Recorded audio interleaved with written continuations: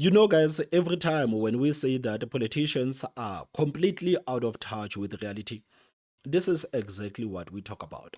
I promised to ask every political leader, Yeah. beginning of this election campaign, to ask every political leader what it's like to be a working class South African, a working family in South Africa. Mr. Malema, what does a loaf of blue ribbon toaster cost at a spaza shop? How much is a loaf of bread, a staple of South Africans? I wouldn't know how much is the price of a loaf of bread because I'm in a position where I don't have to go and buy a loaf of bread, but Man, in the words of JJ Tabane, it's bad, man. It's bad when a leader of a political party that goes around claiming to fight for the poorest of the poor doesn't know how much a loaf of bread costs. And I promise you guys, we wouldn't be talking about this old video if it wasn't for Julius Malema himself, because recently the leader of Operation Dudula, Zandile Dabula, went on ENCA. And during that interview, Zandile Dabula basically failed to explain what is a frontline state. And the EFF, including their leader Julius Malema, took that as an opportunity to mock Zandile Dabula, to say that she's clueless and she shouldn't be talking about things that she doesn't know. So now South Africans are bringing up this video from last year to say, since you guys are mocking Zandile Dabula of quote unquote speaking of things that she doesn't know, how is it that you are following a guy who doesn't know how much a loaf of bread costs? Because this is a person that talks a lot about the poor citizens in this country. And he's so out of touch. He does not even know how much staple food costs. And I promise you, man, till today, the supporters of the EFF are trying to explain to South Africans why Julius Malema doesn't know how much a loaf of bread costs, man. I've heard so many reasons that, no, Julius Malema is busy as the leader of the EFF. He doesn't know that Julius Malema has a wife and his wife is the one that is taking care of that. And how can you guys expect Julius Malema? They are still trying to explain why their leader doesn't know how much a loaf of bread costs. And it just shows you what we talk about when we say that politicians are completely out of touch with reality. And now you understand why it is easier for politicians to actually advocate for things that they do not even have to deal with. They are advocating for the illegal foreigners to come in this country and basically destroy this country, because right now this is exactly what the EFF is doing. You have Operation Dudula on one side saying that, guys, we have to get rid of the illegal foreigners in this country because our resources are limited, and we also have to look at the crime that some of these people coming outside of this country are committing in this country. We cannot afford to even feed these people in jail. Let's deport all of these people. And on the other side, you have the EFF that is completely opposing Operation Dudula, meaning that the EFF is for the illegal foreigners. And again, this is why I've said it time and time again that one day, the day politicians stop using the private healthcare and start using the public healthcare, they will actually understand what average South Africans are going through. This is why it is so easy for Julius Malema to say that, no, we must open up our borders. These people must be integrated with South Africans, and South Africans must stop being xenophobic. This is the reason why I've said it. This is the reason why I've said it. They've called the South Africans xenophobic and all sorts of names simply because the South Africans do not want to pay for the healthcare, for the security and the shelter of the illegal foreigners. South African taxpayers are sick and tired of paying to feed these criminals when they commit crimes in jail. I remember it was a couple of months ago when the statistics were released that a lot of people in our jails are illegal foreigners, and these people are being fed by South African taxpayers, and these people cost a lot. One day, a criminal cost so much. And some of these people have actually said that, no, we have committed crimes so that we can go to jail, because in jail everything is free.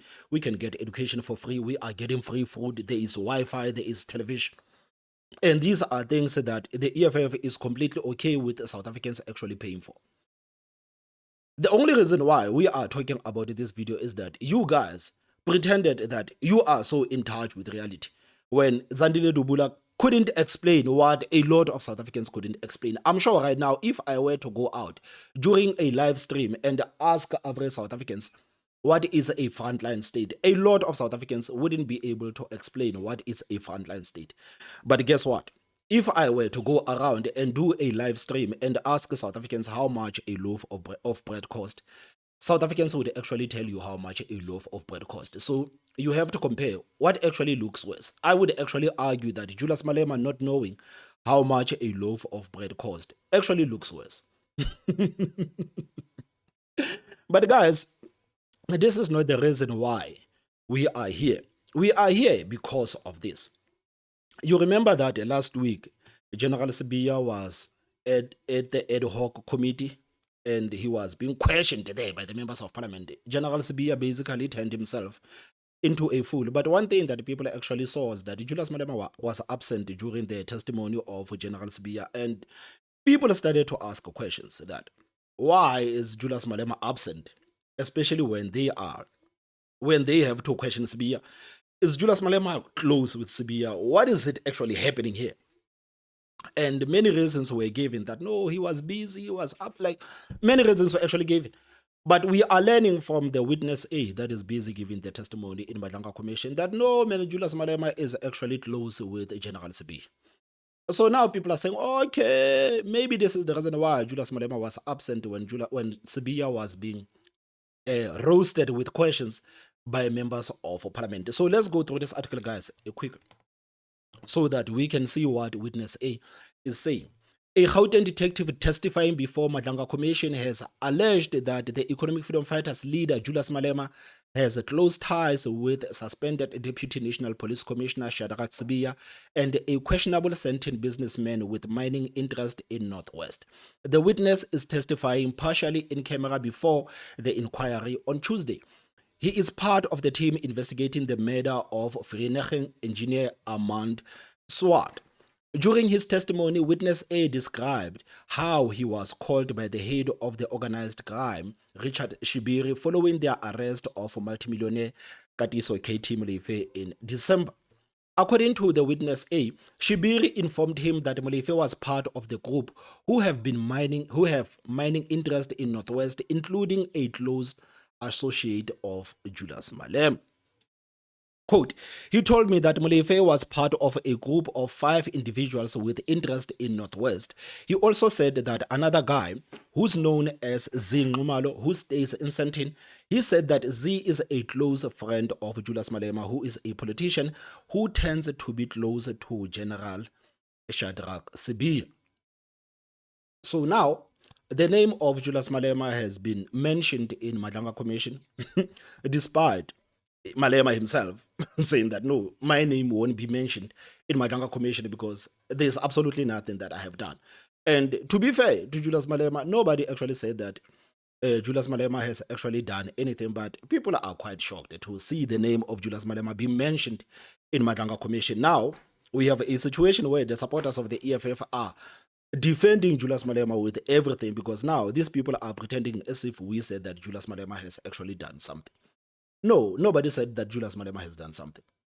Nobody has accused Julius Malema has done something. But what people are saying that is that it was quite interesting to see Julius Malema absent during the Sibiya grill.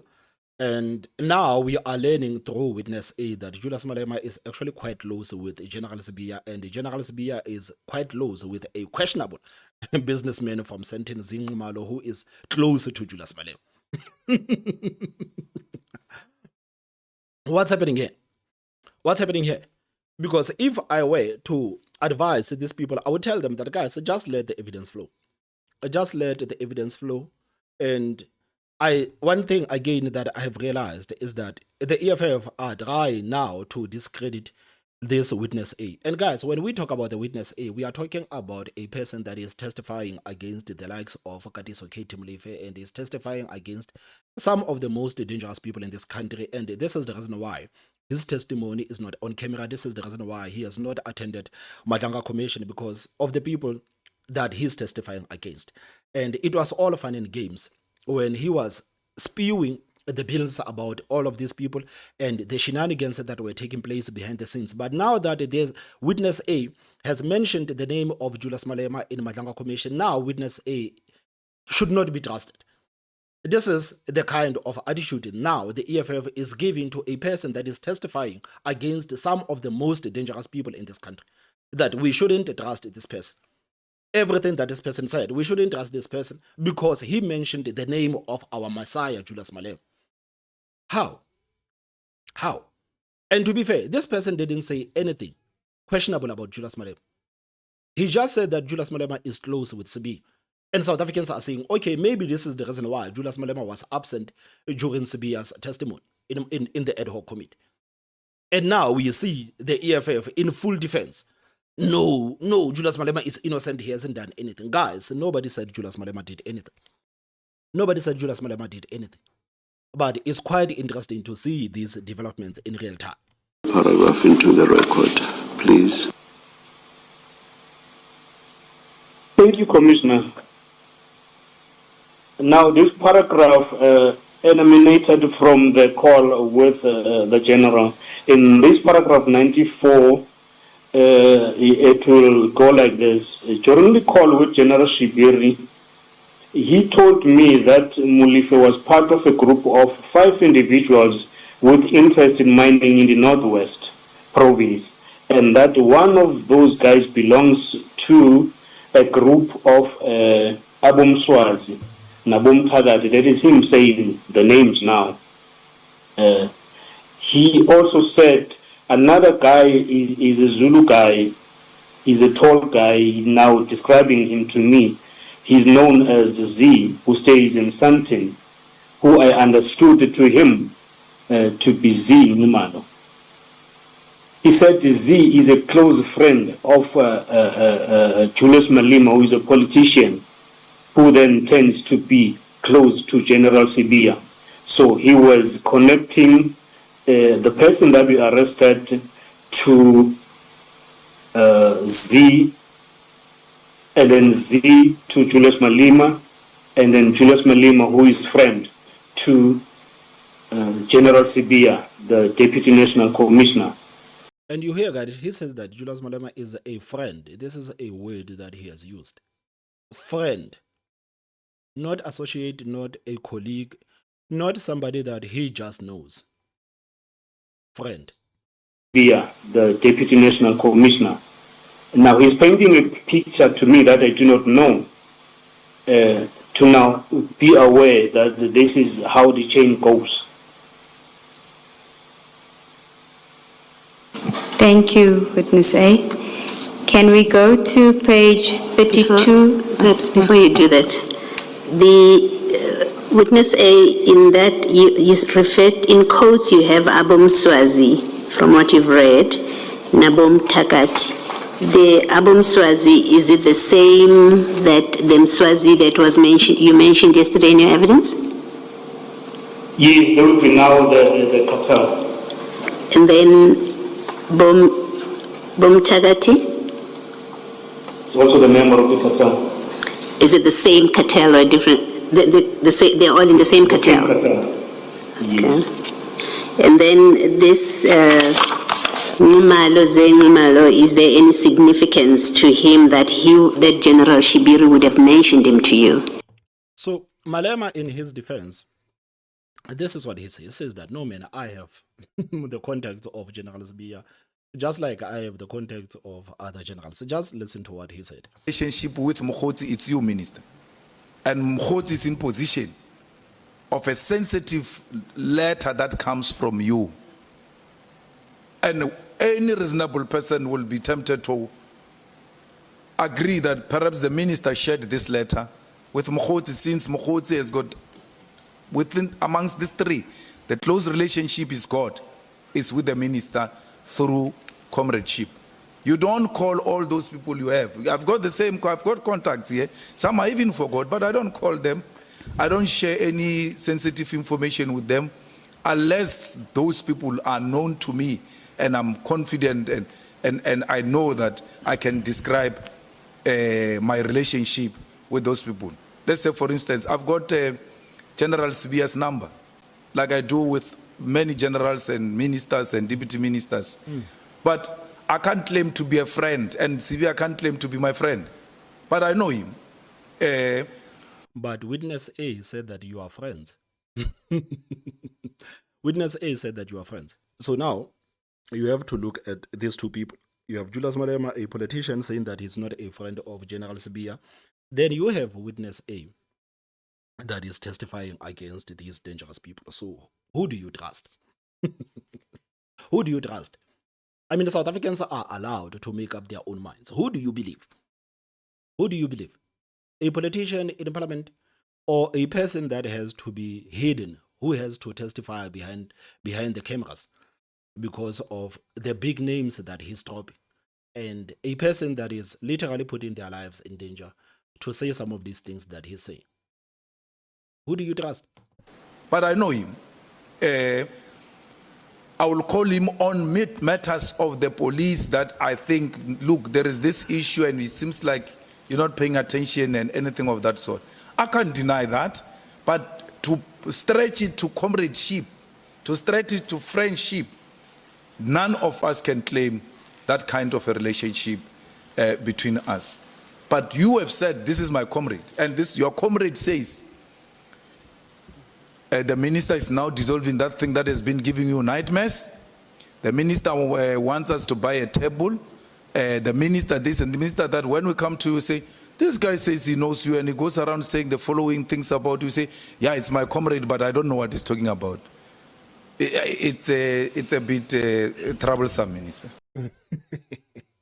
Now, we see the politicians in parliament questioning each other about their friends. Julius Malema is cornering Senzo Mchunu about his friendship with the Brown Mokgotsi, while in Madlanga Commission, they are putting Julius Malema at the corner with his friendship with General Sibiya and some of these characters. This is what is happening in this country, man.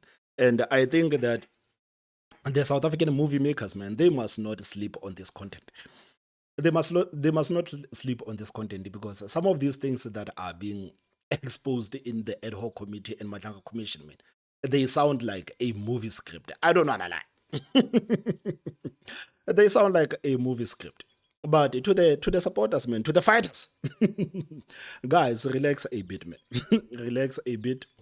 I know you said that Malema will never be mentioned in ad hoc committee or Madlanga Commission, but it looks like he's one of the politicians that now he has been mentioned, and with witness A saying that Malema is close with Sibiya that is close with Zingumalo close with Katie Mulefe, and these people have mining interest in Northwest.